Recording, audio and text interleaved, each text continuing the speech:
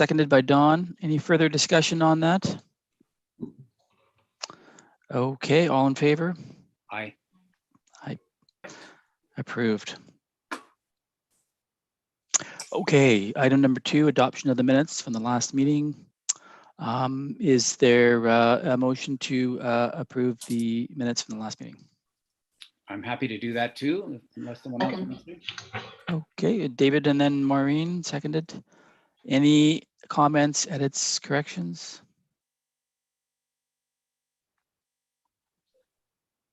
Okay, all in favor of adoption of the minutes of the last meeting? Okay, approved. Bonnie, you're voting, remember? Sorry, I know it's just minutes, but remembering that you vote on this one. All right, public comments. I don't have any public. Okay. All right, moving on. Item number 4, the subcommittee reports. First item is the pesticide bylaw, which David had already brought up, and this is Bonnie's to start the discussion. So Bonnie, please take it away. Great. So we have a draft bylaw. Did you want me to share screen or? Sure. Yeah, I don't know if anybody had a chance to look over the bylaw. Yep. We have, since we met, a few months ago now, ECAAC and discussed the pesticide bylaw. The committee has reconvened a subcommittee, and we also invited members of the Bowen Island Food Resiliency Society to take part, and there were 3 representatives from BIFs that joined and had great input. So we incorporated almost all of the suggested revisions that they had, and we had a good meeting. And so what's before the committee today is the revised, most up-to-date draft version of the bylaw. Now, there was quite a bit of discussion at our last meeting with the subcommittee and BIFs, and I think Dawn, I don't know if I think you were unavailable that day. You're very busy. You've got lots of hats. But subsequent to that, I did get a legal opinion because there was a lot of discussion about having the bylaw extend to non-residential or non-municipal property. And the legal opinion came back, and it's outside of our jurisdictional abilities as local government to enact a bylaw for pesticide regulation on industrial, commercial, or institutional land. And so that's why in all the bylaws that we've looked at, it is residential land or a piece of land that is partially used for residential purposes or land under the care, control, or custody of Bowen Island Municipality. So there is a process, potential process, to ask the province to extend our jurisdictional authority and extend the bylaw provisions to those lands. Our legal counsel did not feel that that was a strong likelihood. So what I had said in an email to the group that's worked so diligently on the bylaw that's before you today is that, it doesn't negate our ability to lobby the province. This is just, I'm just talking, and I'm sure others will have opinions. Lobby the province, just like, recently the rodenticide ban that the province instated. They do have the ability to change things, but it comes with lobbying or writing. So, that's something that, within our ability to do is, maybe look at how perhaps pesticide use could be extended, or regulation control could be extended to some other forms of lands within the jurisdiction of local governments. So I would love to hear from other members about the bylaw before you. what I would like to do is bring it forward with maybe Jeff, because I know Jeff, you spoke very well. Others that are welcome from the subcommittee to present as well, but we can work on that presentation to council. I'm hoping to bring it forward to council on November 8th or November 22nd. So for, I believe, first reading. I mean, this is something we can discuss. We could either bring it for information to council, just to as an introduction, or we could bring it forward as for first reading at that time. And we could work on a presentation with some of the members of the subcommittee being represented at that meeting. Good. Okay, comments from anybody, from members? Maureen. I have difficulty with the definitions of public lands and private lands. Just not being altogether sure what is included and what is not. And I know that there are definitions provided in the definition section. But some of the comments you just made, Bonnie, were helpful in getting a better understanding of what was not included in private lands. So you said for residential purposes. I mean, that this is something that we want people who are potentially going to use pesticides to understand. So the exemption that you mentioned, that it doesn't apply to industrial, commercial, or institutional land, I don't think that is clarified anywhere else in the bylaw. So if private land means this, it does not mean that. It's something that I think might be useful. And similarly with public lands, it's not always clear to people sort of where Crown falls into it. So another expansion, it does not include Crown lands, because again, that's not, I don't think, stated elsewhere in here. And then when I get to 4.1G, applied on land used for agriculture, but it does not apply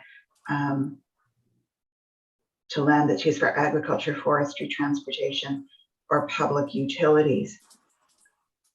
Residential land that's used for agricultural purposes, where does that fall? Is it included in the bylaw or excluded? So that's a question. It wasn't clear to me, because the categories that come up in 4.1G are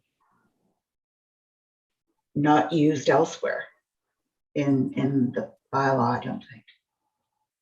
Anyway, that's for me at the moment. Okay, thanks, Maureen.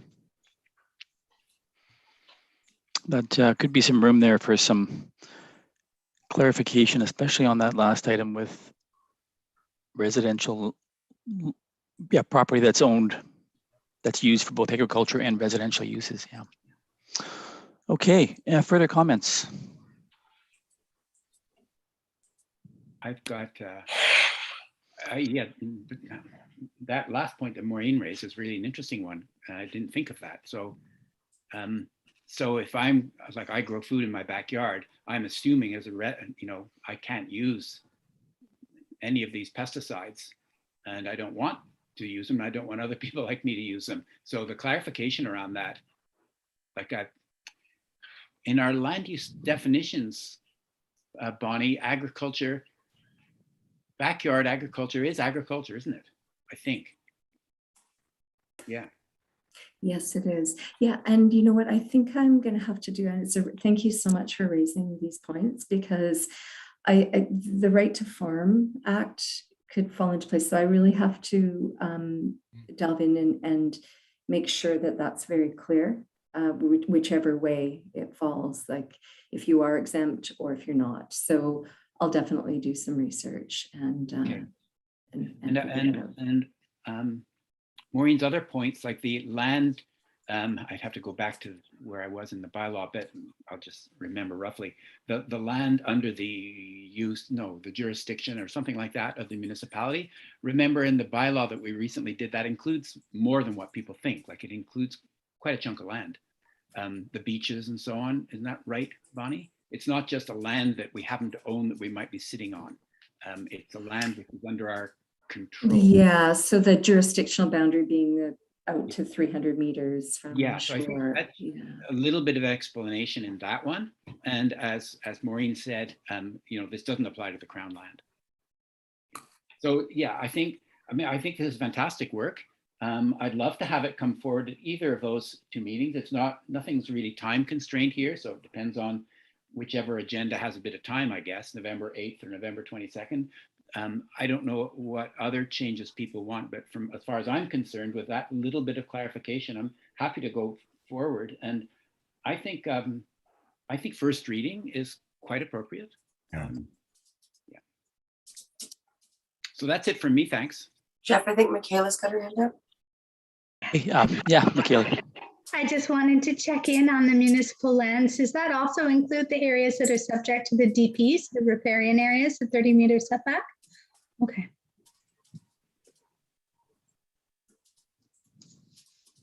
Okay. Anybody else?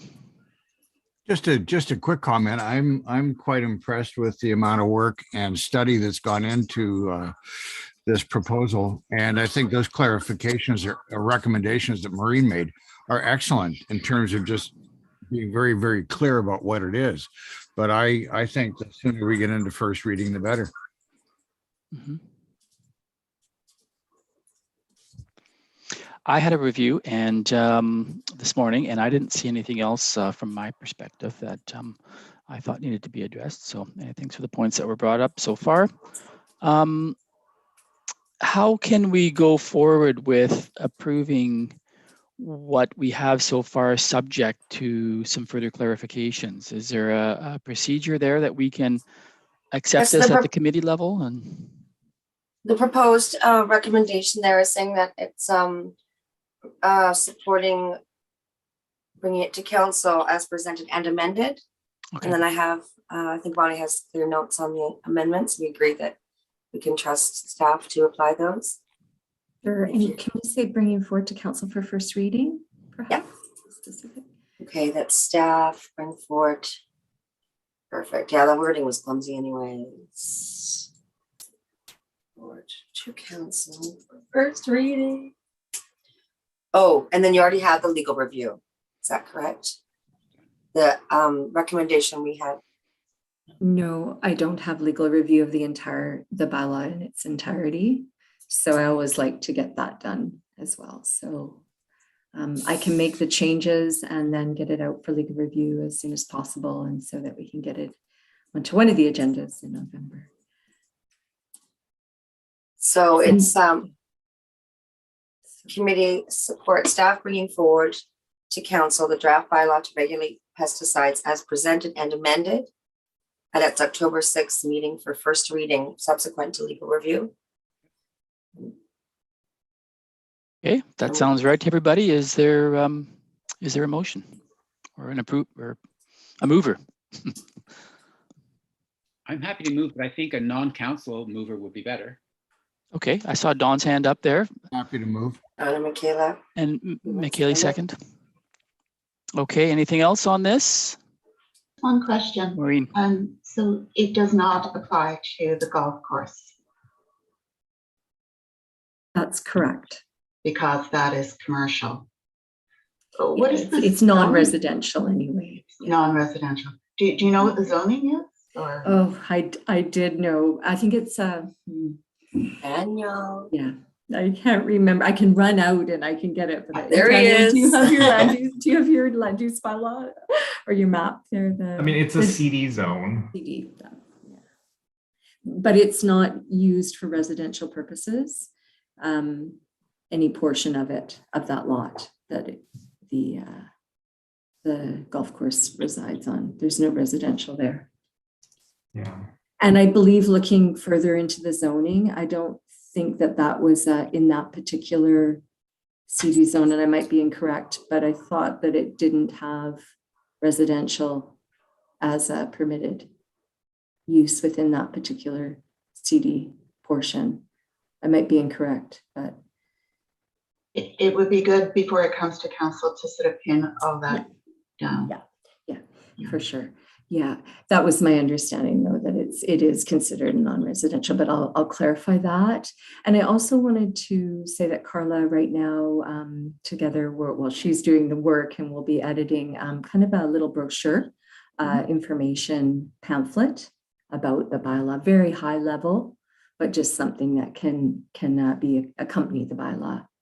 And also to whenever we have a regulatory bylaw, just for everybody's information, I'm sure you're aware, there will be another bylaw that comes with it, and that will be an amendment to the bylaw notice bylaw. So there'll be a fine, and we have to amend our fining bylaw. So there'll be the two bylaws, which I haven't done yet, but I will prepare that when we go forward to council for first reading. Thank you. Okay. All right. Any We have a last? mover and a seconder. We just need the final vote.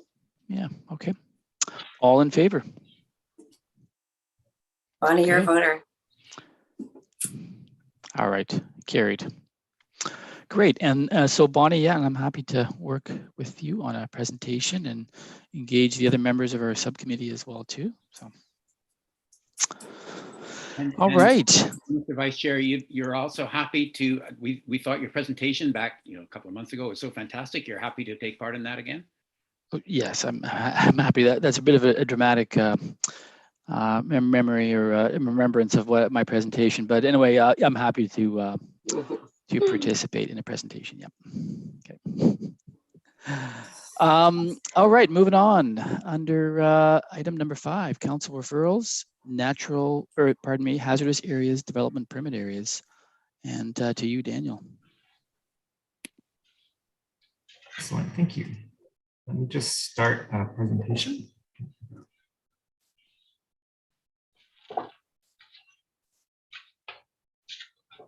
Okay. Is that showing up okay? Yeah. Okay. And did that progress when I do it? Just trying to figure out which screen I'm sharing. Didn't move. It didn't move. All right. Okay. It's blue. It's still on this one. Okay. Let's just go like this.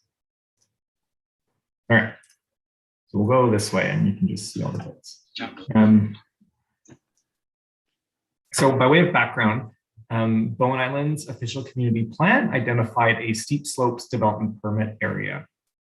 And you can see the map that was placed in our OCP in 2011 when the OCP was adopted. So identified protecting development from hazardous conditions. And just by way of history, at roughly the same time the OCP being adopted, staff had brought forward a bylaw to enact guidelines for the steep slopes development permit area, which were ultimately defeated by council. And so while we have this development permit area in our OCP, there are no guidelines. And so the development permit isn't in effect. So it's long been a priority of council to enact some form of development permit to protect hazardous areas on Bowen Island. And so last September, council approved a work plan to develop hazardous areas development permit bylaws. And then in March, they approved a budget expenditure to hire a UBC PhD candidate to develop the hazardous areas development permit mapping and guidelines. And so in our work plan, we had identified a series of steps to do. And so initially gathering data, establishing areas of high vulnerability to hazards and define what would trigger applications for a development permit. So in the summer, we brought a report to council outlining those first 3 steps and looking for referral for committees at that point and to the public to seek engagement on those initial findings. So what the geotechnical analysis identified 4 potential hazardous conditions on Bowen Island. So flooding from lakes and wetlands, stream erosion and stream flooding, landslides, so characterized shallow landslides, debris flows, rock falls, and then coastal erosion and flooding. And so in essence, the report and their mapping then identified those hazardous areas as 4 potential development permit areas or categories within the development permit area, and recommended setbacks from those areas to mitigate from the hazard. And so when the mapping shows up, this is kind of what then the map would look like. So the 4 different categories showing what would show up as hazardous. Of note here too, so the coastal, this is now showing just a zoomed up portion of it in Snug Cove.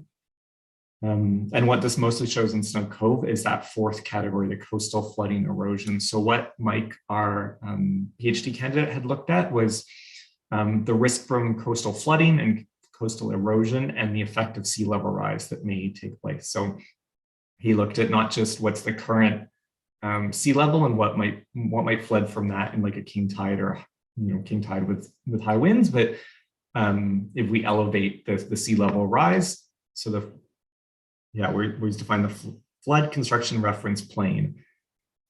So to look at a higher level rise and see, okay, what's vulnerable in that case and where would the development permit area be? And so you can see that as the red cross hatching around Snug Point and Crippen Park and Snug Cove itself. When you look, I'll just go back to it's harder to see from this zoomed out view, but you see, in fact, most of the place where that impacts is in fact Snug Point, and some areas like Hood Point has some low-lying areas, but largely it's Bowen's largely high bank, so it actually had less of an impact than maybe we would have thought when we put a 5-meter sea level rise on it, but there it is in Snug Point. This is just another zoomed in view. This is around Crippen Park showing what would be captured in that place. So you see some of the steep slopes for landslides hazards, as well as the setbacks around creeks and around the wetlands surrounding Killarney Lake. Mike then did some work looking at what would trigger the need for a development permit. So if your property is within one of those areas, what do we define as development that would need a development permit? So he brought some recommendations for things that would go across all 4 hazard categories. So building a new structure, altering grade over a certain amount, removing more than a certain amount of trees. And one of the things Mike discussed with council is that to some extent, there's not a whole lot of literature or sort of best practice on what, how much development would trigger a development permit, but often it's defined by, councils in the community and what's deemed appropriate for that community. But so shown here, it's sort of, constructing a new structure, new deck, altering grade, removing trees, fairly standard, but what exactly those thresholds are varies a lot community to community. So is it any tree, or is it a certain number of trees, or a certain number of trees over a certain size? Is it, how big a structure is it that would need a development permit? And just going on, right? So here showing what he recommended for lakes and wetlands and stream erosion and flooding, or for coastal erosion and flooding and steep slope hazard areas. And then essentially what the requirements would be. And most commonly it would be looking essentially for then saying, if you're doing development in these areas, we would want an assessment outlining the risk assessment. So essentially it's almost like a geotechnical report saying that the work that is proposed wouldn't cause a hazardous condition. Or it may be that the preliminary assessment says that there may be some risks and we would need then a further risk assessment. So in terms of where we are in the project, we had presented to council those initial findings. We got referrals to a number of committees such as this one, looking for initial feedback. We're looking to do open houses in November, and we're still sort of up in the air if we're having in-person open houses, if we're doing virtual open houses, or I think we'll definitely do virtual open houses, and if we're able to do in-person of some form to seek feedback, and then we'd be returning to council with recommendations based on the feedback to develop detailed bylaws if council wants to proceed to that next step. So this first step, I'm looking for discussion from ECAAC and any recommendations or feedback that you have that you want to provide me or provide to council. So I'll stop sharing. Okay, open for discussion, and Michaeli's got her hand up first. Michaeli, take it away. Hi, when you bring in a geotech person, they usually have to dig soil pits ahead of time. And I want to caution about doing that in a WASP development permit area. Technically, before the geotech goes in, they should already have their DP in place for the WASP area. And not very many people know about that. And I think that language should be included as well. Thanks, Michaeli. That's a good point. Yeah, because I think our hope had been that if it was somebody whose property was in both, was in a hazardous areas, and they were also in the watershed, that we could streamline it and say, okay, you need one DP. You know, you're going to pay the application fee once, and you need to meet both guidelines. But the timing of it might be problematic. Yeah. Okay. And then I also wanted to recommend that for the terms of reference, at least, that the geotechs that actively work on island have the opportunity to support or assist that process. So I would strongly recommend that you contact Evan Sykes with Contour. And I think there's one other, but I can't remember her name. Okay. That's a good idea. Thanks. Okay, thanks, Michaeli. Who's next? I will go. I've got a couple of thoughts, and it relates to the spatial resolution of the mapping, and it's really great to see that it's very specific, and I love the way it's developed or divided up into the 4 categories. And it appears to be done at a fairly fine scale. I don't see anything that relates to what is the spatial area over which, say, for example, the steep slope might apply. Like, you know, there'd be the ability using that very detailed topographic data to break it down to, you know, single square meters. You know, is there an area over which that steep slope, for example, needs to occur before which it would be considered a hazardous slope? I don't mean to go overly technical in the discussion here, but I was looking through the technical background report about it, and I don't see anything related to how that might have been incorporated. I'll stop there before part 2. Sure. My memory of working with Mike is that we ended up using I think a 5 meter, basically the squares, I think are 5 meter squares.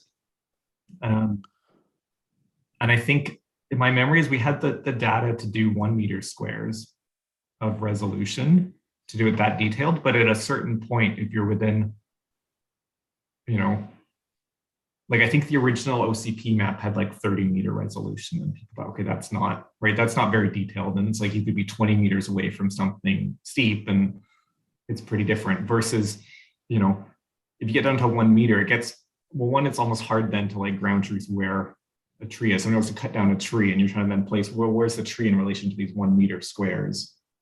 And if you're 1 meter away from a steep slope area, it's kind of still hazardous. Like if it's at the top of a steep slope and it goes down, at that point 1 meter almost becomes too detailed and you're excluding too much, versus it's like what's adjacent to something steep and the roots are still supporting it. And yeah.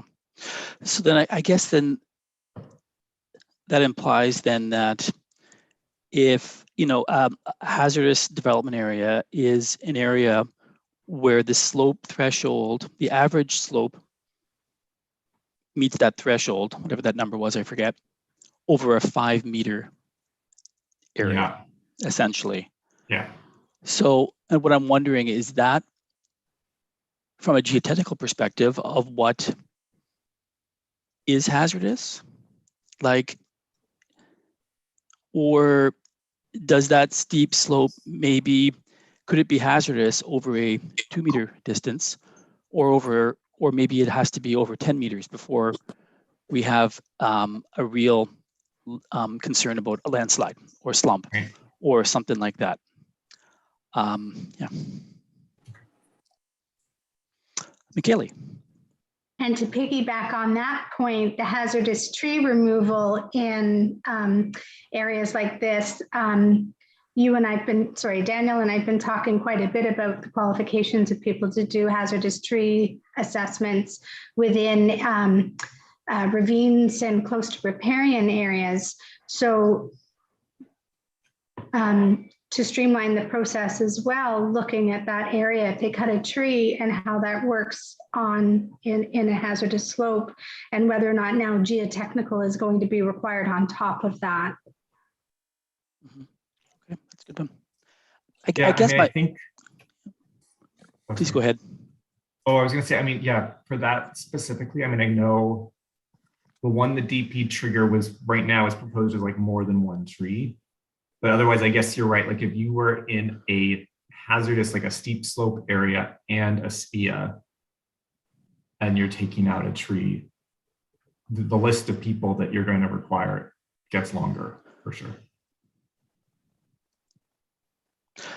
Welcome, Will. That's my apologies to everybody. I got delayed. No problem at all. We're on 5.1 hazardous areas development permit areas, and perhaps I can finish through this part of the agenda. Sure. And then pass it back to you as we go forward. Thanks, as Jeff. we finish this one. Yeah. Thank you. Daniel, just as a follow-up, then I guess where my thinking is the scale and the resolution of that draft mapping, does it match with the areas within which there is a concern about hazard? And I imagine that must be the case, as it's clearly done by an expert. But anyway, I'll just put that into context of where my thinking was coming from.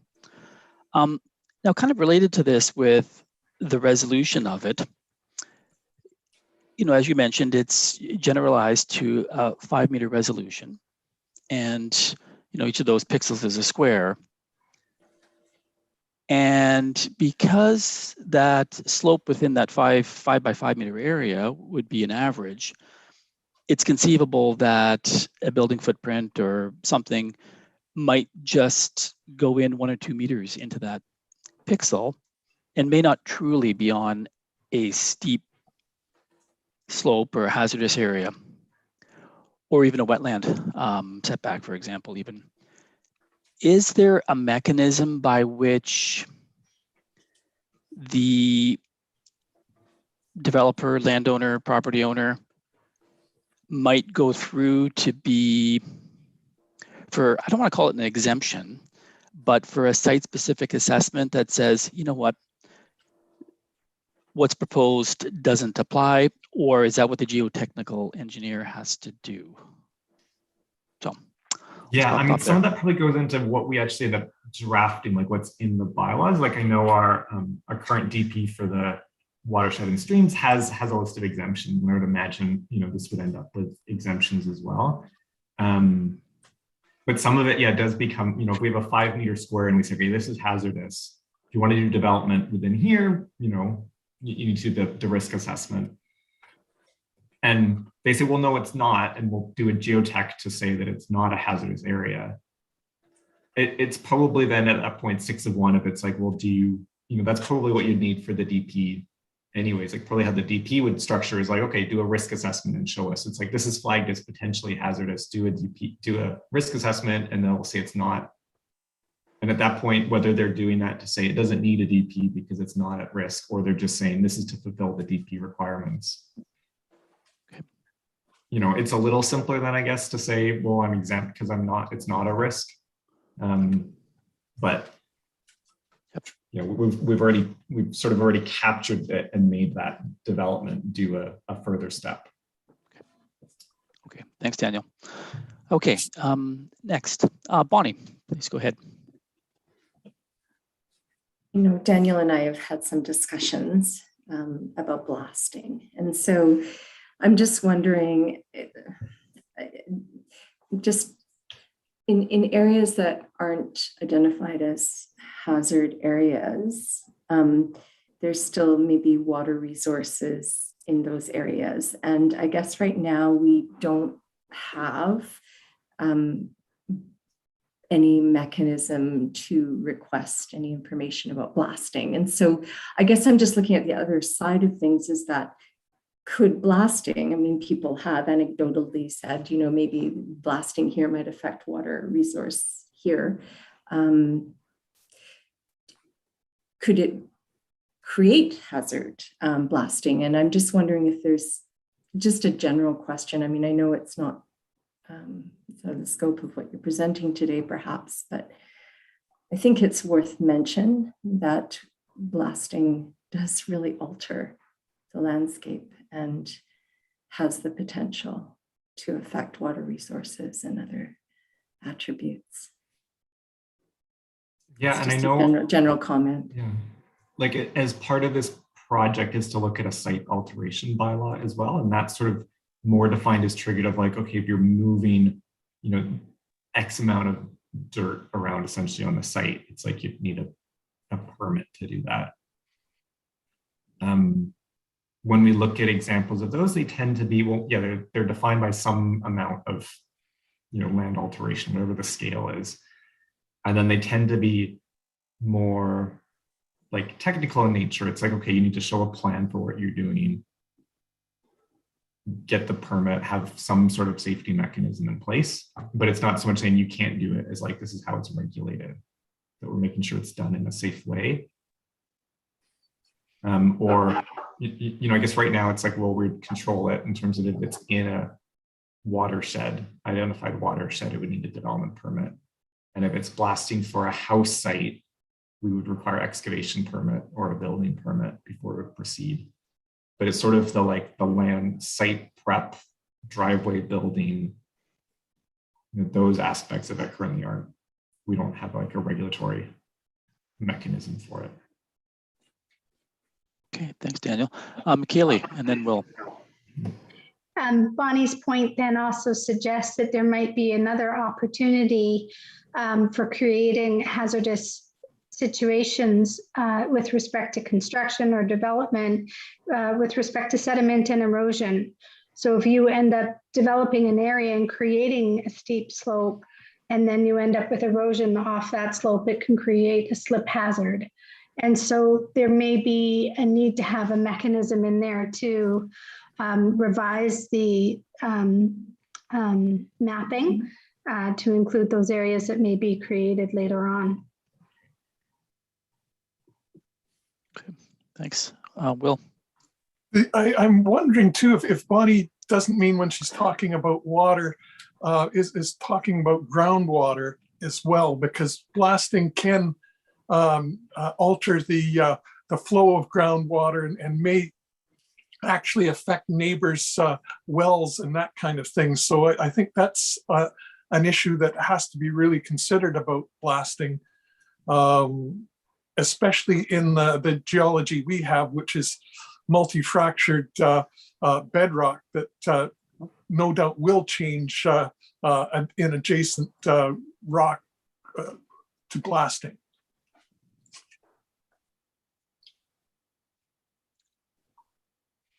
Okay, thanks, Will. Any other questions for Daniel or comments?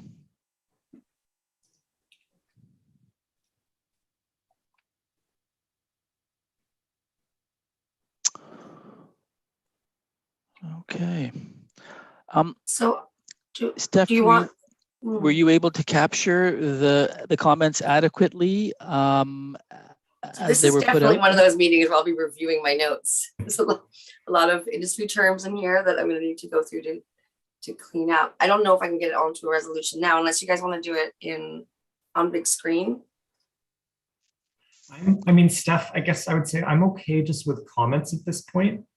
Okay. Unless ECAAC has like a resolution you want to make. Like if ECAAC said, no, we shouldn't proceed, council should stop, then I'd say, okay, bring a resolution. Or versus it's sort of like, well, this is feedback on the concept and I can bring the feedback to council, and knowing that like then. Or how about you say that we'll proceed with the comments provided at the meeting? Sure. And then you can review those. People comfortable Yeah. with that? Okay, so So- that the committee. Mhm. Daniel, is this our last kick at the can on this, or will we have a chance to respond to your response? Yeah, so I mean, what I'll do in terms of the next steps is I think we still have a few more referrals for committees. We have the open house process. And when that's done, I'd be bringing a report to council saying this is everything we've heard. This is where we're wanting to go and looking for direction to actually develop bylaws. And I would imagine then, well, I know that like staff would then recommend that it come back to the same committees, and I would imagine council would support, you know, that referral. So yes, you'd see it again with actual bylaws and more details. Great, thank you. Okay, any final discussion then before we go forward with the recommendation?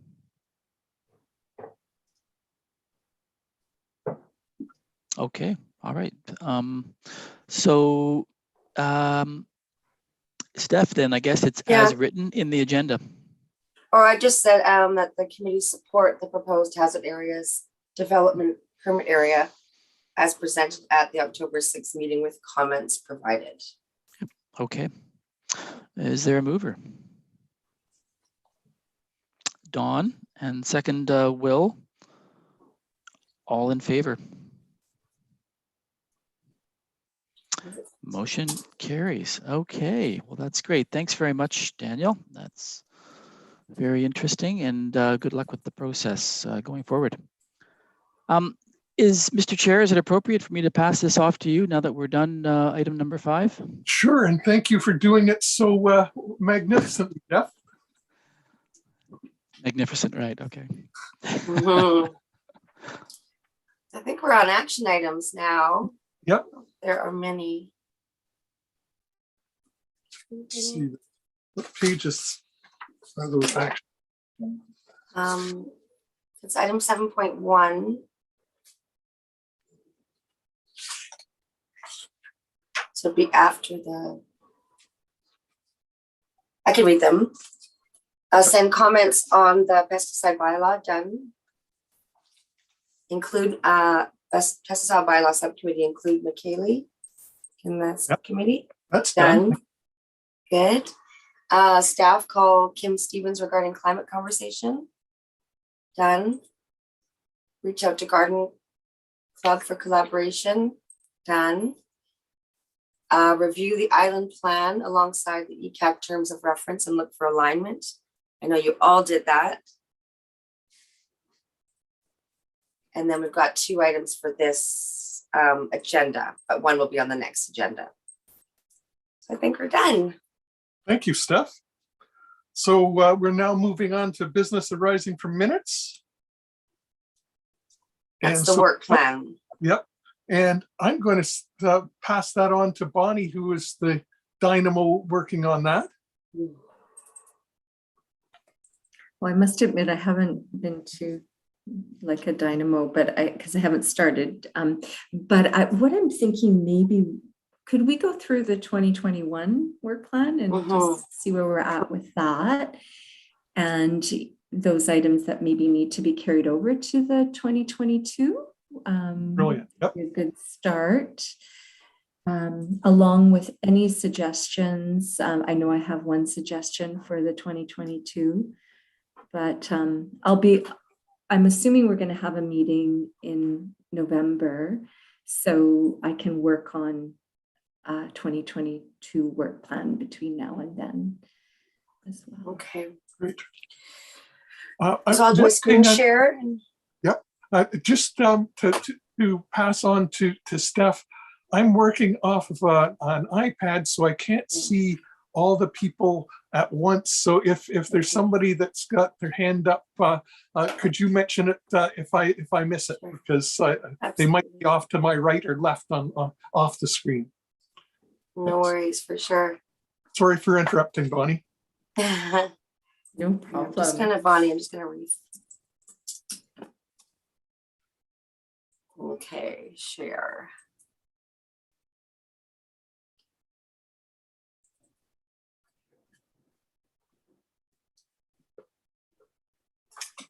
Can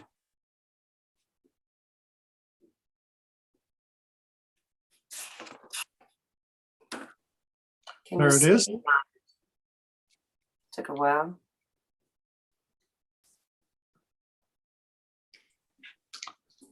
So I'm just getting all the faces up so I can help Will. Okay.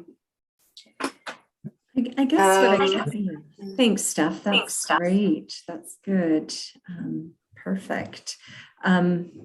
So, I mean, I guess what I can do, I mean, we can talk about this plan, but as I say, I can bring forward those relevant items. So maybe we can discuss the relevancy of moving the items that we haven't completed into the 2022 Sure.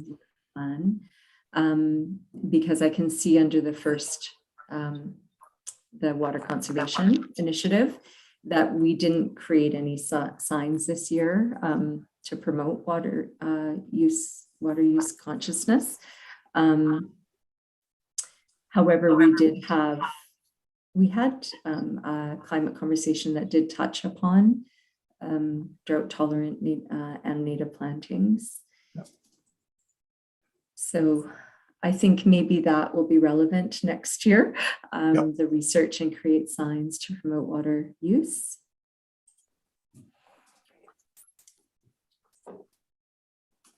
So is this work now to say carry over to 2022? Or is carry over?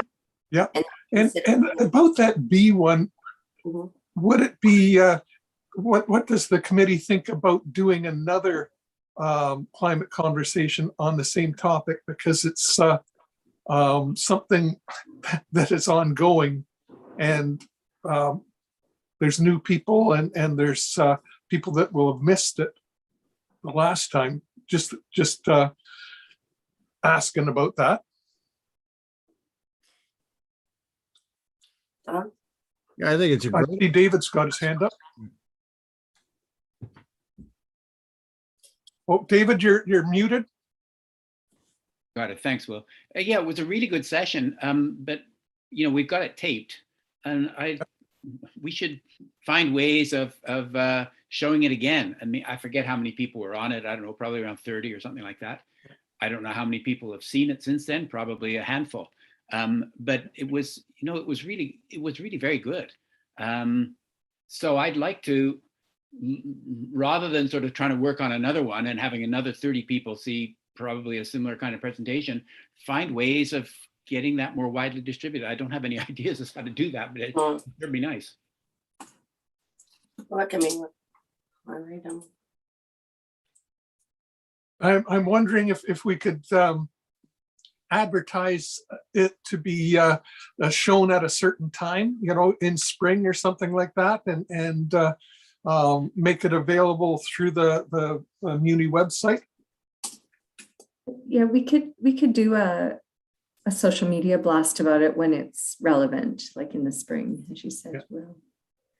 We have a number of videos, recorded climate conversations that are of value, and it may make sense to package a couple of them and just broadcast them. That would not require a lot of effort. Yep. And we'd get more value out of what we've already worked on. I think that's a great idea, Maureen. Do you think we could add that to the work plan, that we would have a discussion and choose the ones that should be put up, displayed again, and maybe work out some kind of a strategy for displaying them, making them available to the community? I think that's great, Will. Yeah. Don has his hand up. I'm just curious. I mean, I think that's a great idea, but why wouldn't we want to produce or organize new and fresh meetings or climate conversations? I mean, there's breakthroughs and new ideas and all sorts of activism occurring every week, and it seems like, and it's not that difficult to organize, especially with webinars and Zoom these days. Yeah. You could do both. You could do both, Don. Sorry? You could do both. Yeah, no, no, I agree. I mean, you definitely want to take advantage of archived material because they're great learning opportunities. Yeah. But there's so much new material and new spokespeople available who want to talk about the work they're doing. Yeah, I think that's a great idea, Don. And I see that Steph has noted that, and so I think that's a good point. And Don, if you've got, you know, in the coming year, if you come across people and new ideas, please bring them forward. I will. If you'll forgive me, I'm going to have to bail because I have a class in 4 minutes. Okay. Well, thanks. Oh, thank Dawn. you. Yeah. Don, if you want to send notes or thoughts on the work plan to the committee after. I'd be happy to. Thanks, Dawn. Thank you. Thanks, Don. Bye, everybody. Bye now.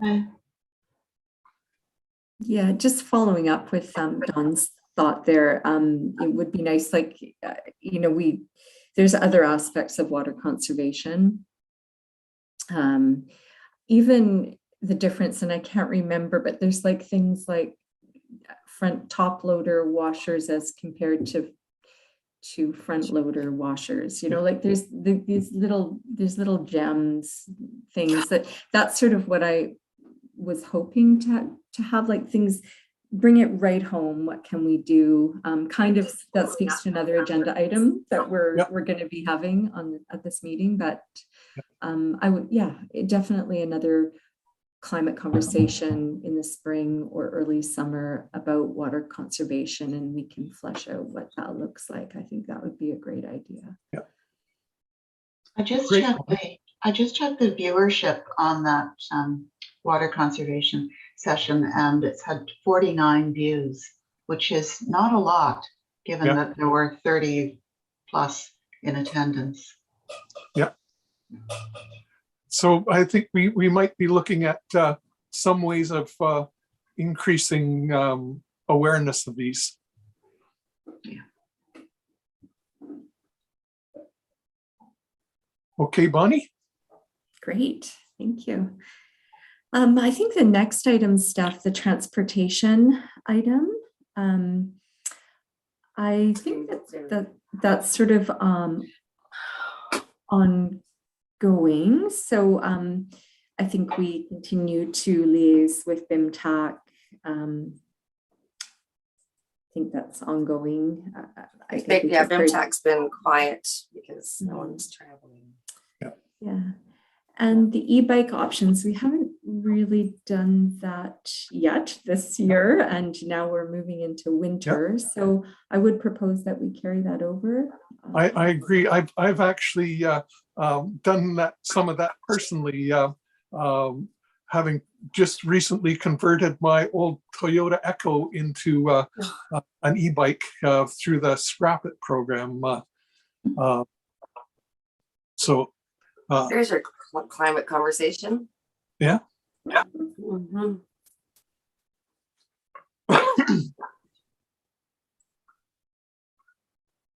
It's amazing. Any more comments, folks? Okay, go ahead, Bonnie. So waste management, reduce plastic and waste, and increase recycling of alternative materials. You know, I personally, and maybe some other members of this committee, I would love to still have a textile climate conversation. I have to be completely frank with, you know, just with the staff capacity. I think climate conversations are fabulous, but they are, you know, it's not with some effort. You know, they are relatively, on the outside, they appear very simple to put together, but in reality, it is staff time. And so I would love to have more of them, but it's not just given our staff load. It's not.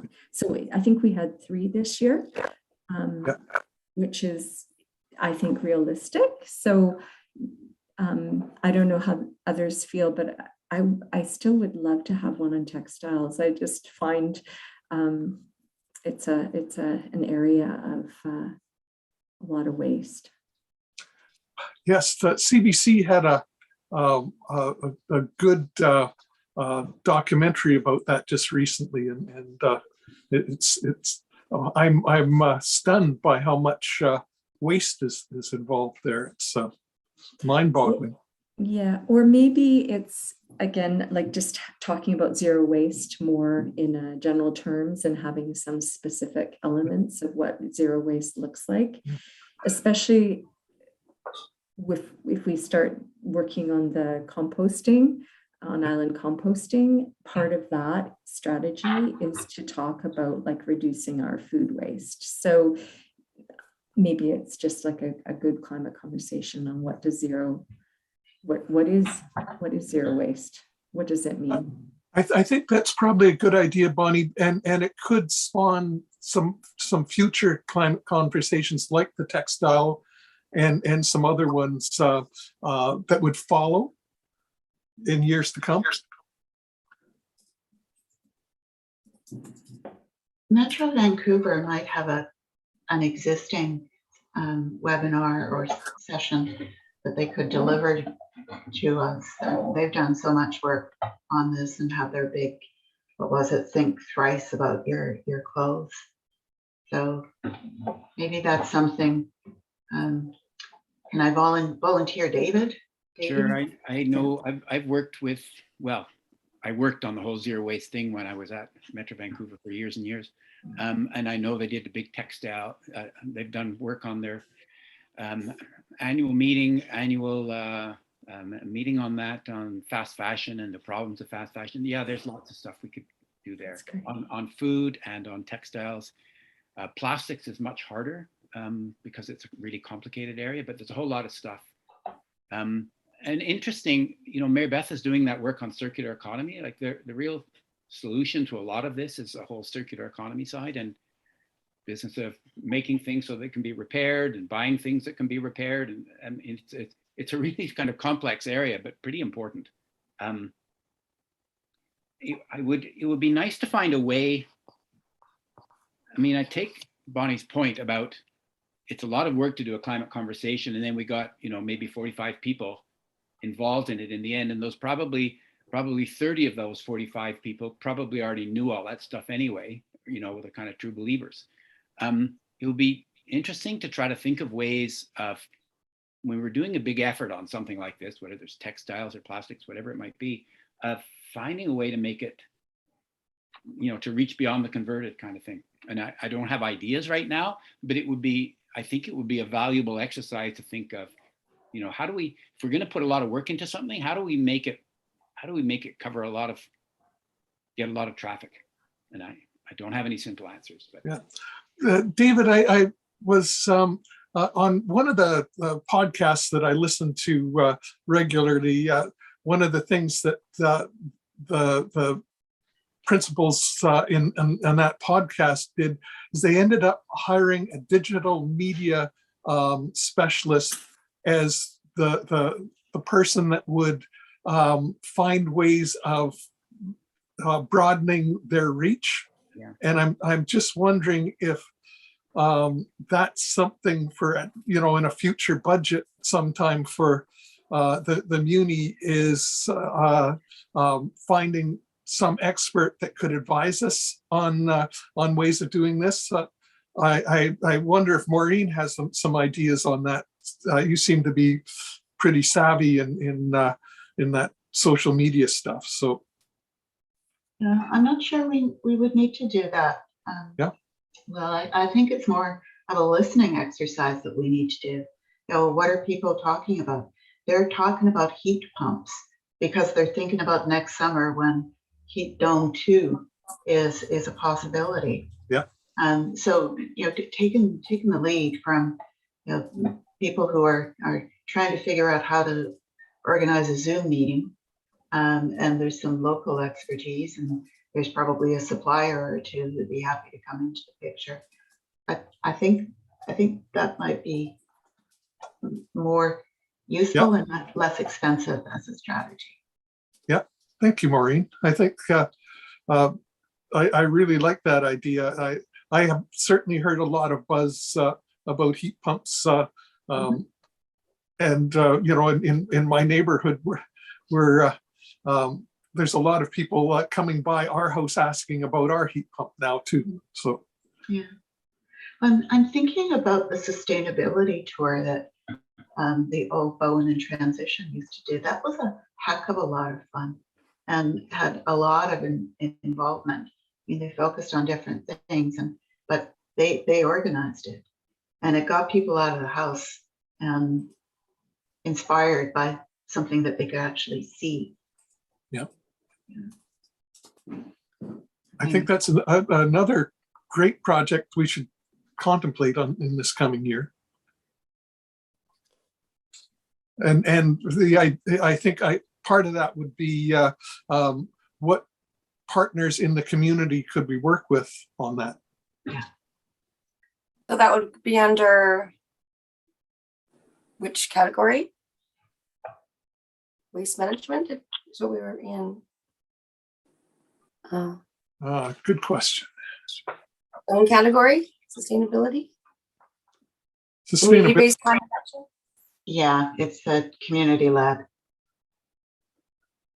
Okay, so I'll just go sustainability. Sure, I can do. And maybe we'll have some news about carrot replacement to enable some of this and get it off of staff's plate, because I hear Bonnie's worry. I think that should be another thing that we do on every step is how can we reduce weight on staff for our initiatives. So I think that's just something to keep in mind for anything we're discussing. Yeah, that's right. Well, good. I do wonder if a sustainability tour is also a great way to get some video clips. Some, if we're thinking about how to get the word out better and hit a larger audience, it may be in 45-second or 1-minute videos or 20-second even reels or something like that that goes out through social media channels. And I'm imagining a few video clips on a sustainability tour. Here's Fred and his organic garden, and this is what he's done. For more information, contact Fred or the municipality. And there could be some interesting kind of piggybacking in getting some multimedia stuff or video out of a tour. It's a great idea, Jeff. Metro Vancouver has also come over here. They've sent their media team for various events that we've had in the past. So when we had the community lands workshop, for instance, they came over and filmed parts of it and put together a short clip. So they do this for all of their municipalities. We haven't had one done this term that I recall. So if it were sustainability initiatives and one of the smaller municipalities, that might be of interest, especially if there were a lot of colorful examples. Yeah. And I know the folks who do that, so I could, we come up with some ideas. I could try pitching them. Okay.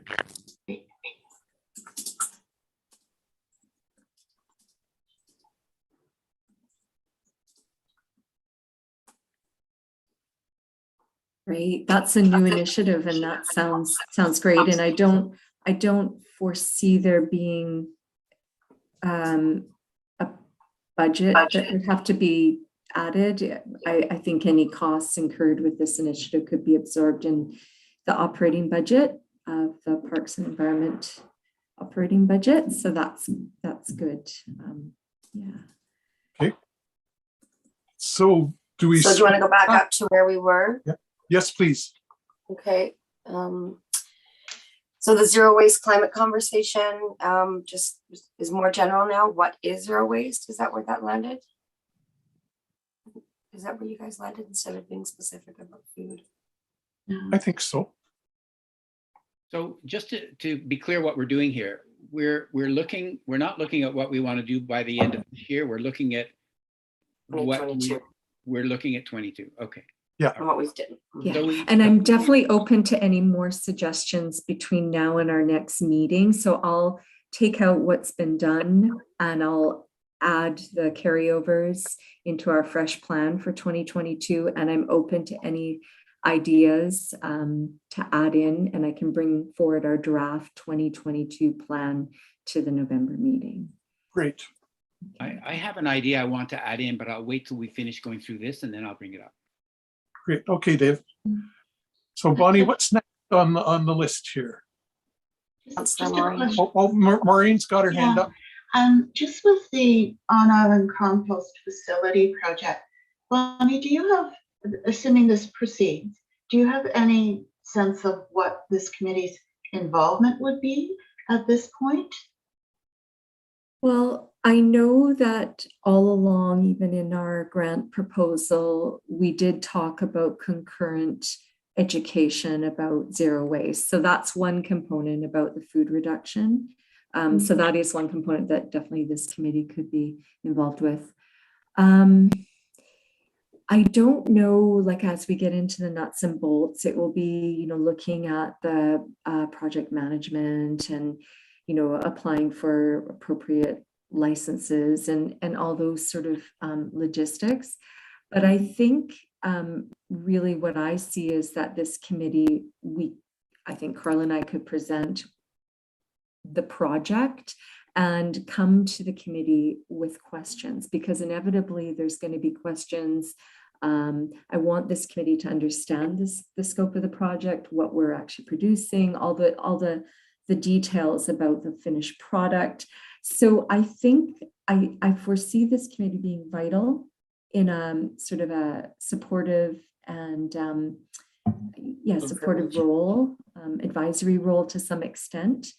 As we move forward and we're actually looking at our product as opposed to sort of the logistics of how we're going to pick up the waste, and even maybe the committee will have some input on that too, but that's going waste. We've got to figure out a lot of logistics. I see, you know, like the product, like how are we going to distribute the product? How can we promote the product? How can we promote food resiliency, food security on Bowen Island? You know, that's one of the big objectives of having this great compost material.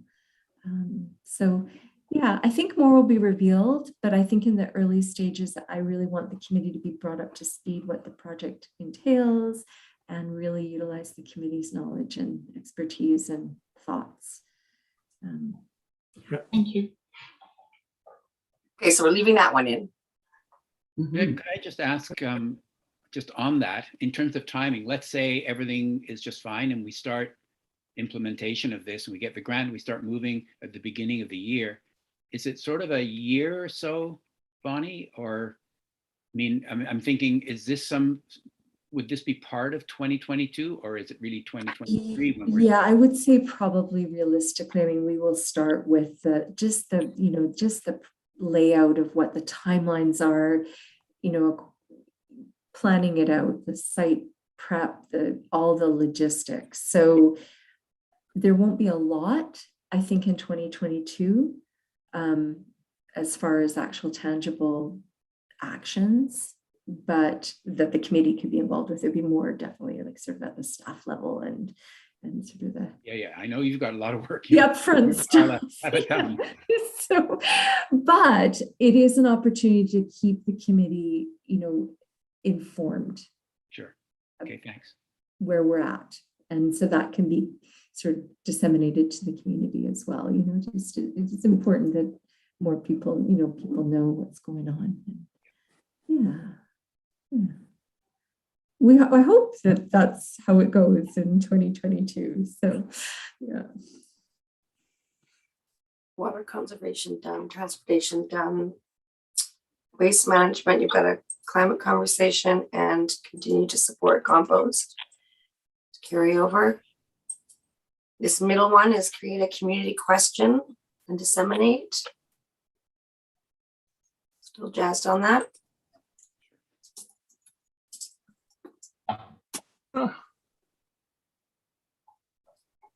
create a community question.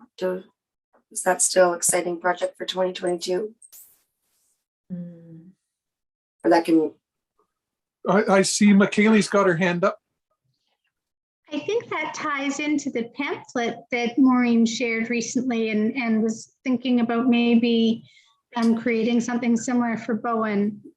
okay, Yeah, that's a good I'm point. interested in doing this. Yeah. okay. Carry over. Anything else for waste management? I think that's good. Building efficiency. I have a point. Yeah.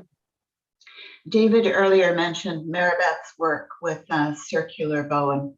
Maribeth is doing some work with them, but the person who's driving that is Liliana Siegel. I would like for us at some point to have an opportunity to speak with Liliana as a committee, in part because she's in a niche that isn't covered by anything else on Bowen, and she's working with some of the other sort of waste management people, with Bowen Waste. She picks up the stuff from the knick-knack note that they don't feel they can sell, and she finds a place that's not landfill. Anyway, there's a series of things, but it might be good for us to just hear from her at some point on what she's doing and what she hopes to do. I think that's a great idea. So we request a presentation from her sometime in the new year. Something we should decide that, maybe in the next meeting, when would be a good time to, or maybe find out from her what would be a good time. But anyway, I think this should go forward on the next meeting. Absolutely agree. Yeah, I have mentioned to her that I would love her to come speak at this committee. Yeah. When I've talked to her quite a few times. So yeah, I think that would be great. Something we can do early in the new year. Yeah. Okay, so that's okay there then? Maybe, so that's waste management is done. Okay. And then building efficiency, I think we just leave that to Gray.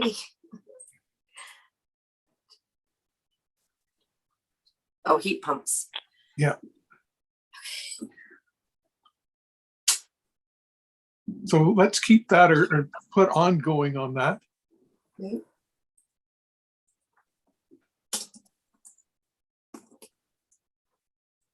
Anything else for building efficiency? Nope.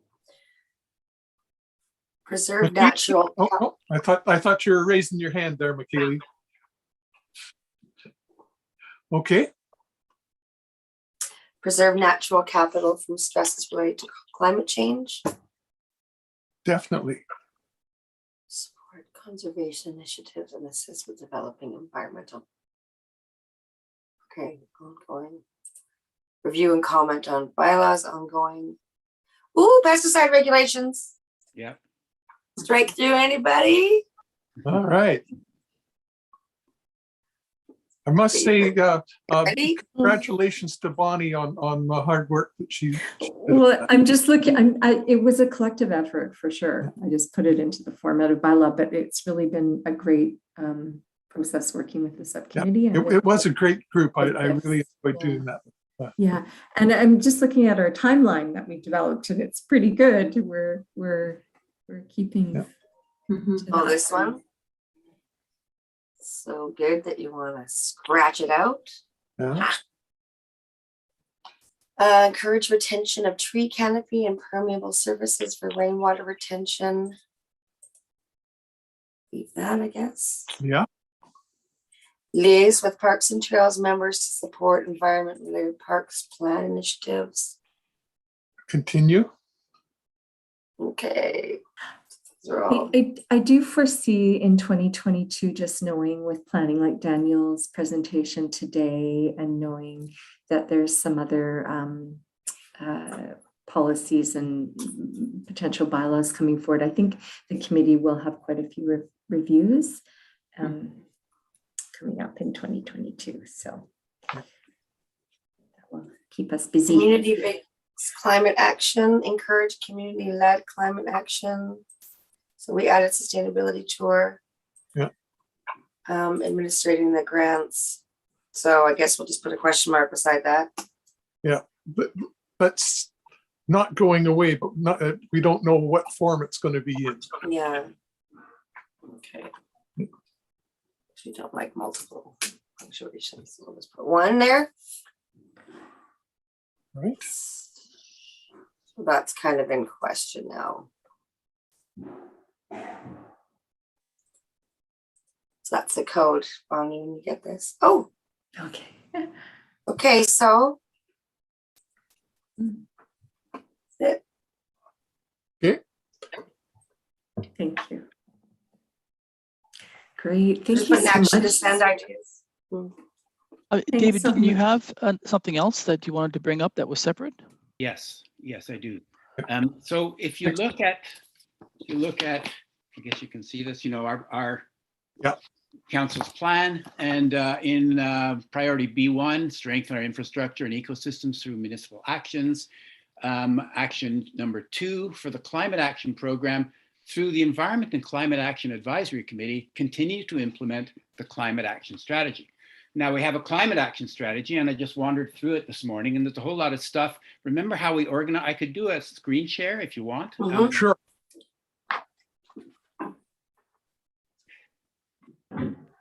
Oops, I did the wrong thing. Where is that? Oh, there we go. Share screen. I think this is. No, I'm looking at the wrong one. I didn't mean to do that. How do I undo that? I grabbed the wrong thing looking through my inbox. Yeah. Now I've got to somehow ditch it. I think. Can you just go back and grab a new one? I don't know how to do this. Okay. Do you want to send it to me? Or I can just get it online. Is it the Just climate? Stop share. strategy? Stop share. So I'll now go to share screen and find the damn thing. Where is it in my, what I'm looking at? Here we go. Climate action plan. Okay. So remember when we did the climate action plan, we put it into quick wins and then longer term and so on. But yeah, look at some of the quick wins that we have here on number 1, promote a shift from single occupancy vehicles.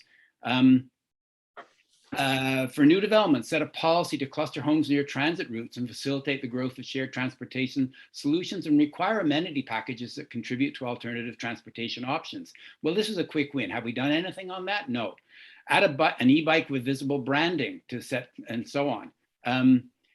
You know, so we haven't, there's a whole lot of stuff that we just simply haven't done. And if you look through our plan, nobody's keeping tabs on us. So I think this committee has got to keep tabs on us. So what I'm proposing, and I don't have an exact proposal, is that at least annually, we should do a review of the climate action strategy and make recommendations to council on what needs to be done and what hasn't been done, what could be done, and maybe how it could be done. Like there's some things here where we're asking to develop a policy for such and such, which we know that staff has an awful lot of work. We've just done some great work on developing a bylaw on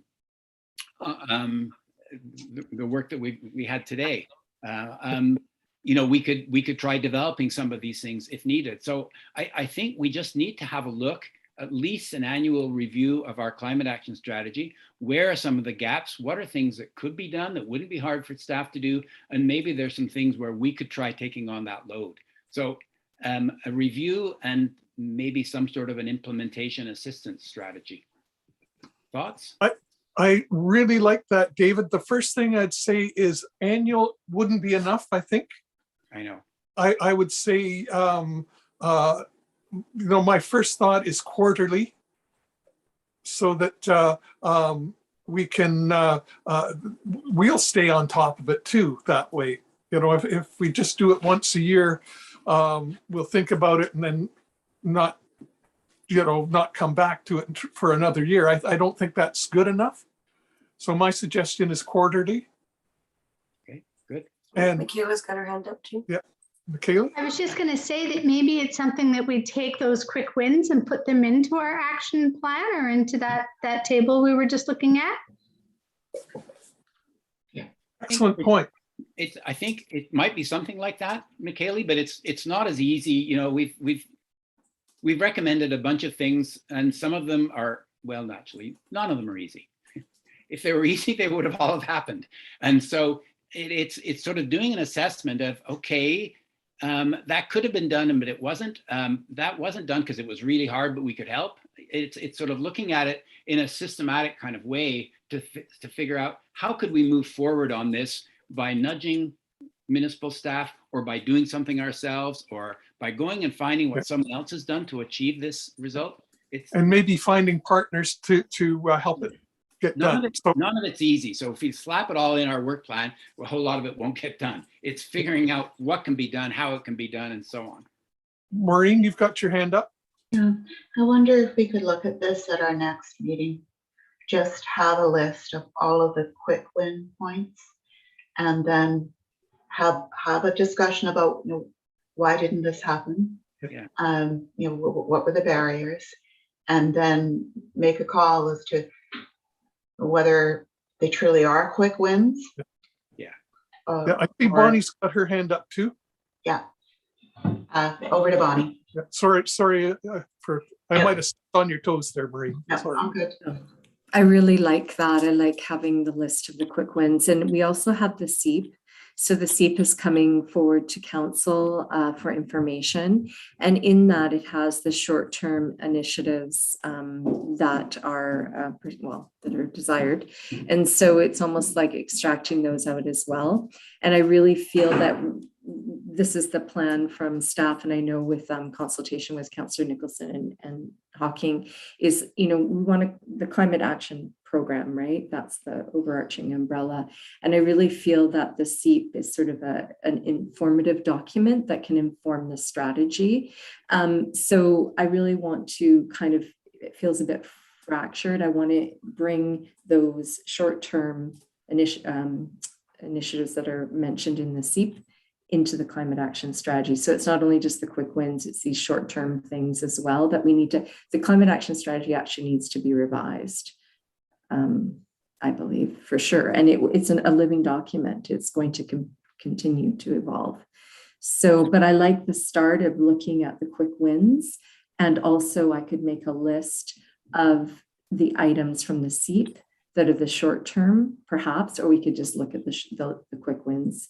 I mean, I don't want to complicate things, but somehow I want to start that integration from the SEEP into the climate action strategy.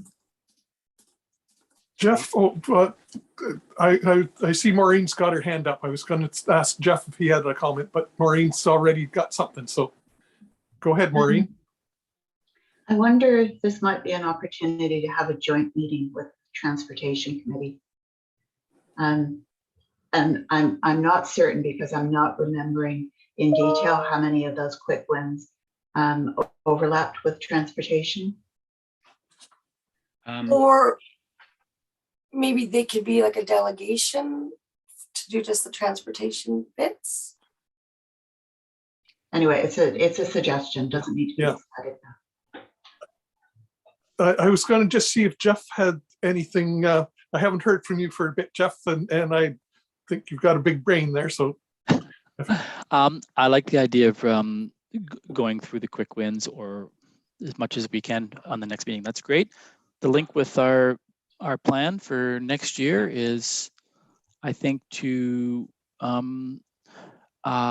review and update the climate action strategy for 2021, and Will's point about evaluation quarterly on progress or something like that. So where is that going to go in the I'd make a new box for now. Okay. I just a comment about what David and Bonnie were saying, both about the climate action and the SEEP. I think this is what our committee is supposed to be doing. So I think we've got to do that. And what I would suggest we do as an action item, I'll say it again later, Steph, so you can keep on doing this, is that for our next meeting, everybody review the climate action plan, and we come back and we have our favorites that we want to really work on, and so that we'll hit the ground running about moving forward. So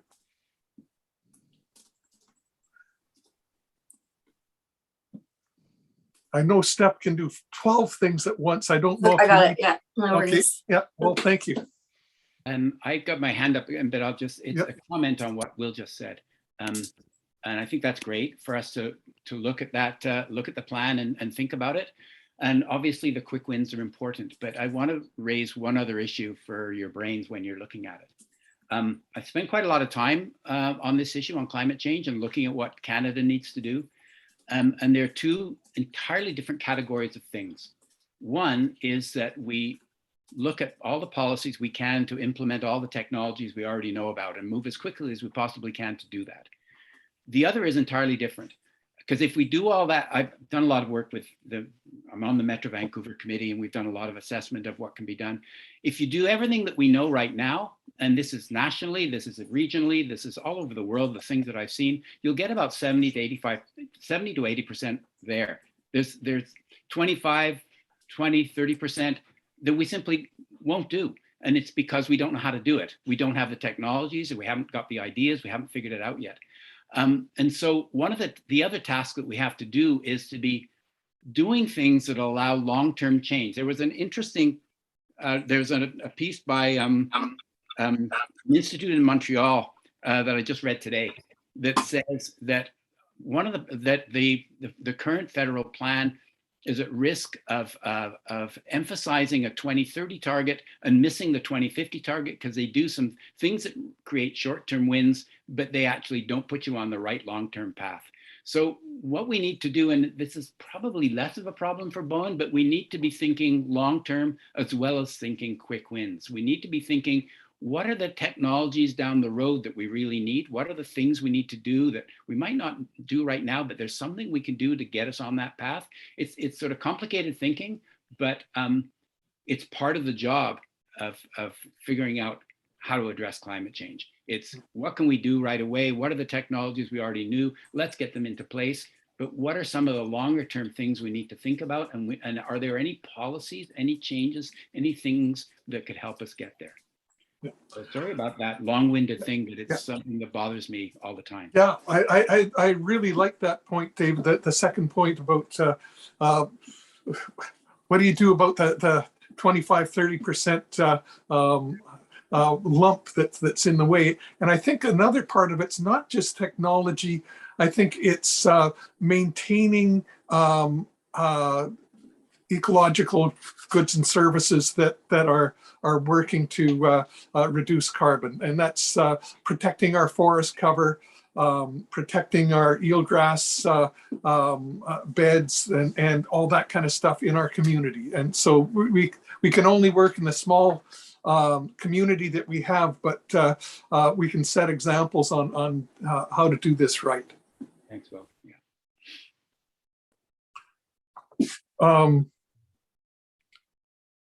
So, Steph, you've got all that? Yes. So homework, everybody, is to identify their favorite quick wins on the climate strategy. Bonnie's bringing the SEEP for next meeting. Yep. More discussion on quarterly. Maureen, you've got your hand up? Yeah, I'd also like an update on where the conservation development policy is. We worked on it, staff worked on it. I have no idea where it is.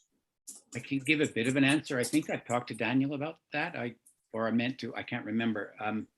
It's just on Daniel's list of things to do. I mean, basically, a bunch of work was done on it. The APC had a subcommittee do a recommendation. It went to various committees. All of that got sort of given back to Daniel. but Daniel's short-staffed and he's got a lot of things on his plate. So it's been, it's a little lower down the list, but I'm wondering if there's anything more we might do.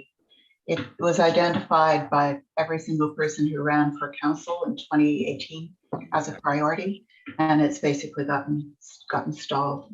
it has. And I don't entirely understand why, because planning was not short-staffed at the point at which it got stalled. Yeah. Is Daniel still with us? I'm looking. No. No, he's not. No, but I can get him back in. No, it's okay. No, It's just that that's something that would be important in terms of our thinking for quick wins and so forth. next Absolutely. time. Yeah. So to follow that up, shall we ask for a meeting with Daniel next at our next meeting? A presentation from Daniel about the status. I can, That- An update. Yeah. I can do that.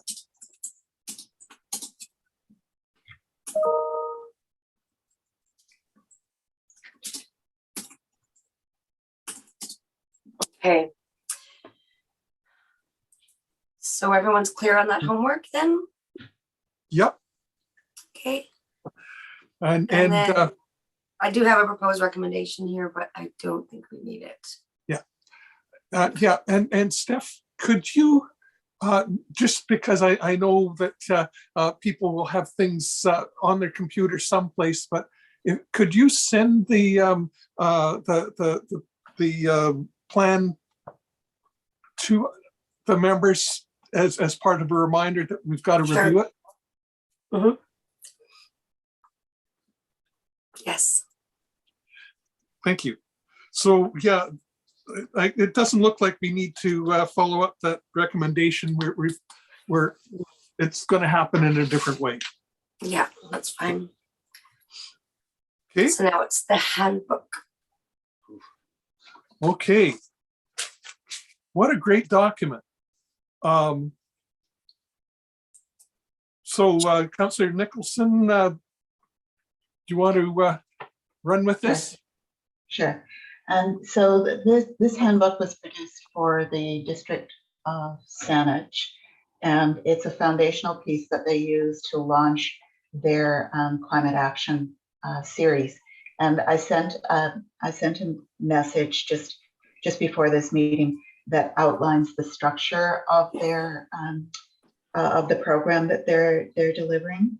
Yeah. So they go through sessions on, let me just find it. The first one's an introduction to preparing your own climate action plan. So they start with that handbook. There's a session on naturescaping your property, which we've done a bit of that. Sustainable transportation, climate-friendly home rentals, lighter living. So that relates to food and clothing, so on, and emergency preparedness. So that's what they've done in terms of structuring their delivery. And as people attend these sessions, they fill up the book. I'm not proposing that we go full tilt with something like that, but I did reach out to the coordinator. She's a staff person. She's in a sustainability role at Saanich. And she said she would be happy to make available the files for the handbook, the design files. And she would be happy to chat with us about sort of the work that was put into developing this project. And the only thing that she asks is that Saanich be acknowledged as providing assistance. And she was quite thrilled to be contacted and to have her work be admired. So we have an ally there if All you right. want to proceed in some way.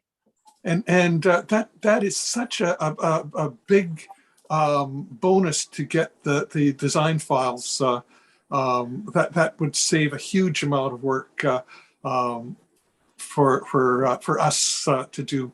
And I see Bonnie's got her hand up, so I'll just shut up and go to Bonnie. It's, yeah, a wonderful document. I propose that we could incorporate that in our update of our climate action strategy under the mobilizing the community, basically and that's a quick win. Perhaps we can get it into staff's work plan for 2022. Yeah, so I think that's how we can incorporate that, because I'd love to see something like that produced. Yeah. And as another thing that might help take some weight off staff is I'm quite familiar. I do a lot of work in design, if that's the file. So if I could be of assistance that way, in some way, it would still be in the hands of staff, but perhaps I could help in some ways. So. Great. Okay. Yeah. Is there something like an act? Would you be maybe an action item, just so that we can incorporate staff to incorporate, or Bonnie incorporate? I've already put it in the work plan in the yellow, messy yellow that we've been doing. Is that okay? The work with the messy yellow. Okay, just to incorporate it into as a quick win in the climate action. Oh, the quick wins. The last contact I had with Glenys, I said I would be bringing it up at this committee meeting. It may make sense for Bonnie, if you're comfortable with this, for you to make the connection. Yeah, that would be to staff, and just let her know that we were keen. And yeah, sounds good. If you could send me her contact, then yeah, we'll reach out. Carla and I will reach out to her and just say that we're incorporating into our work plan for 2022 or the climate action strategy, and more work will be done.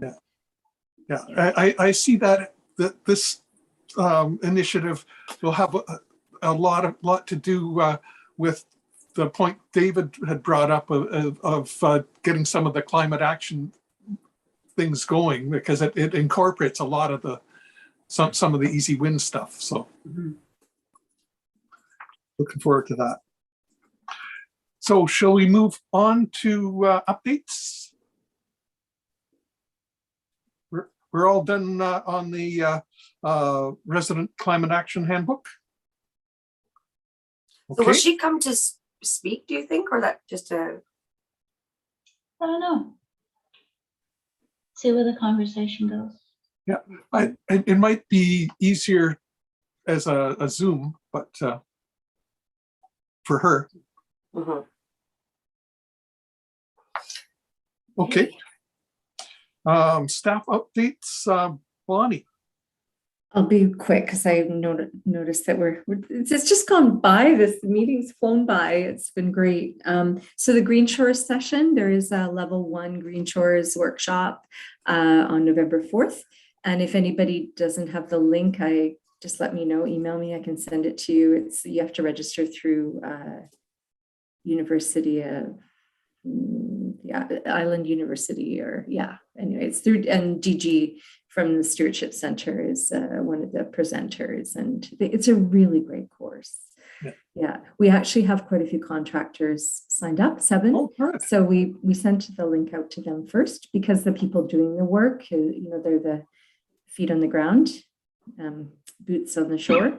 So anyway, so anybody needing information, let me know. So that's November 4th.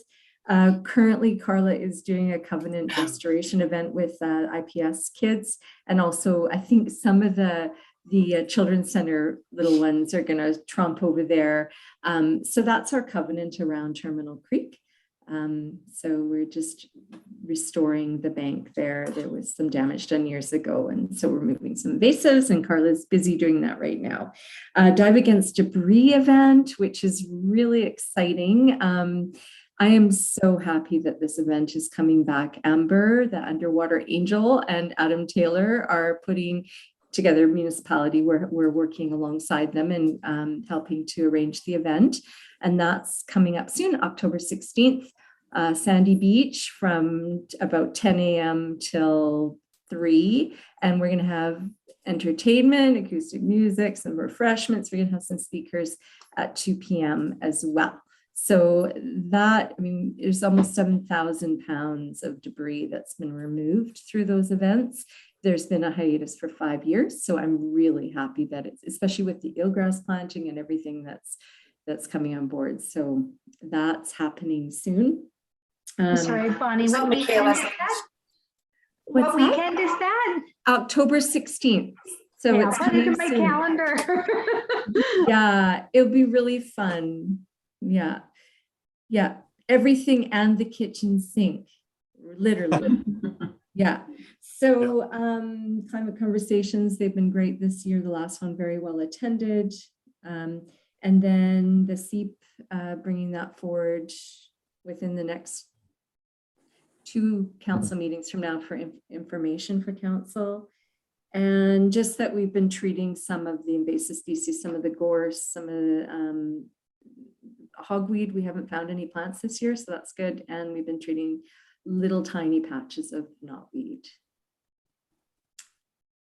As an aside, I noticed a new patch of Japanese knotweed, and it's new to me. I just never noticed it before on the Shannon property on Grafton Road. So yeah, we have talked to them about it, and unfortunately, when the applicator or the fellow that does our applications came over, they got back to us after the fact. So we are aware of that one, and they are willing. So next applications we'll get that one. Yeah. Great. Patch. Okay. So that's it. Okay, thank you, Bonnie. That was nice and quick.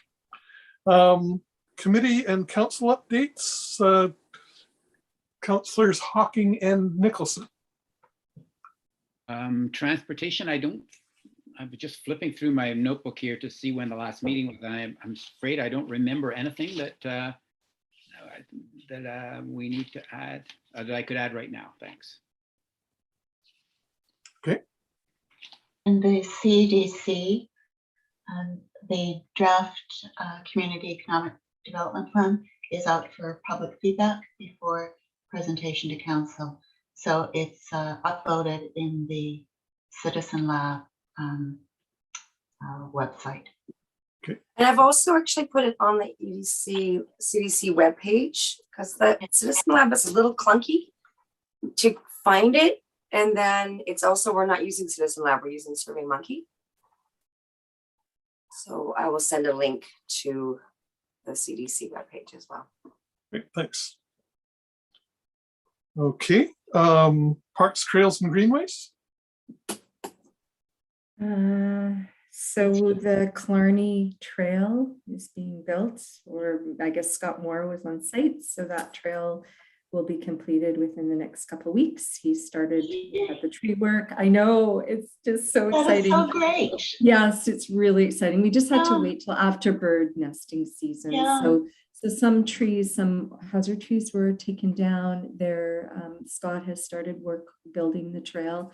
Metro Vancouver is going to be doing some great plantings, restorative plantings in some areas that were damaged before. So it's well on its way. So does everybody know which trail this is? Could you sort of map it out? Yeah. From where to where? Yeah, so it leaves from the picnic area, the old bike park.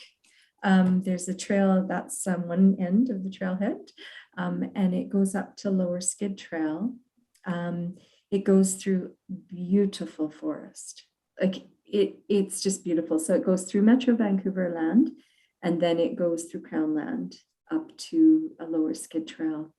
The trailhead as it hits Lower Skid, that is not that far from Hikers Trail Road, that entrance. So it's just stunning. Maureen knows, and there were so many red-leggeds in there. Mm-hmm. Oh my gosh, when we did that walk with Metro Vancouver, there were just so many frogs, and yeah. And You have to call it frog trail.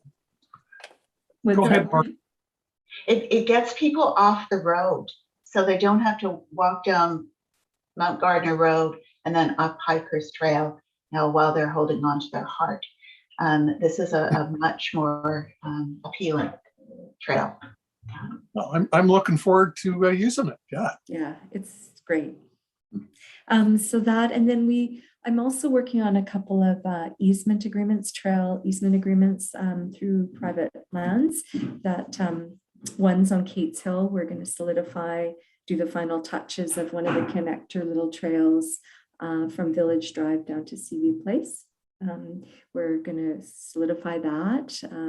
And then also there's a trail easement that council has endorsed, working with the property owners out at Schooner Lane and ensuring that we have the connection from Schooner up to the Crown lands. And then there's a short informal trail that's there, and that connects with hand loggers. So it's a great connection. And also that trail connects to Arbutus Ridge as well. So it's just a vital corridor, and I'm so happy the property owners came forward and suggested great. they open, because the land is inevitably probably going to be sold pretty soon. I believe it is on the market right now. So yeah, so that's it. All right, thanks, Bonnie. So council, we've got 2 councillors to tell us. Well, What's happening with council? Our first council meeting in a good while was a few days ago. And I think I was going to mention what Bonnie just mentioned. Really, that's a trail that I use a lot, and it's fantastic. So I think that's all from the environmental perspective, I think. Yeah. I just refer folks to the council highlights. And with UBCM, which is noted here, we did have an opportunity to meet with Minister Heyman. Yes. And he heard firsthand about our concern when the CARET program was cancelled. And he said that he's working with the minister, Josie Osborne, on a new program. And the hints were all, and it's going to be great. But he gave us no details. The other thing that Minister Heyman mentioned was that there's a new, what's called a one window green funding website. So all of the community climate funding has been consolidated on one website for tons of different projects. So it's just communityclimatefunding.gov.bc.ca, and it's worth taking a pearl. Yeah, I'll just add a bit. That was good that you mentioned that, Maureen. I forgot all about bringing people up to date on that. Just a couple of interesting things that Heyman also said is that BC is updating their climate change plan. Their current plan does not get to net zero by 2050, so they're redoing their plan and adding things. And one of the things is make it easier for people to access funding to renovate their homes to make them more energy efficient, because that's important, but it's complicated and too hard to do in some ways. Great.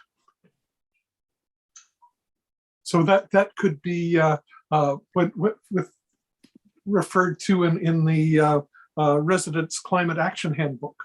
Sure. Kind of thing. All right. So that's it from councillors on council in the UBCM. That's said with a question mark. Yeah. Okay. Great.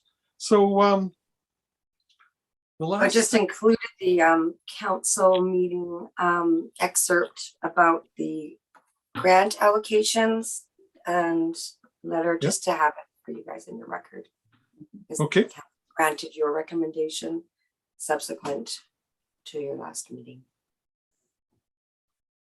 Okay, so there's the information items we'll all look at with great energy. And so looks like the next meeting is to be determined. And do I have to have a motion for adjournment, or just I'm going to adjourn the meeting? Do it. All right. Well, thank you, everybody. It's always great to be with this fine group of people. And my apologies for my lateness. And hopefully it won't happen again. Okay. Mhm. Okay, good discussion. Thank Thanks. you. Thanks all. All right.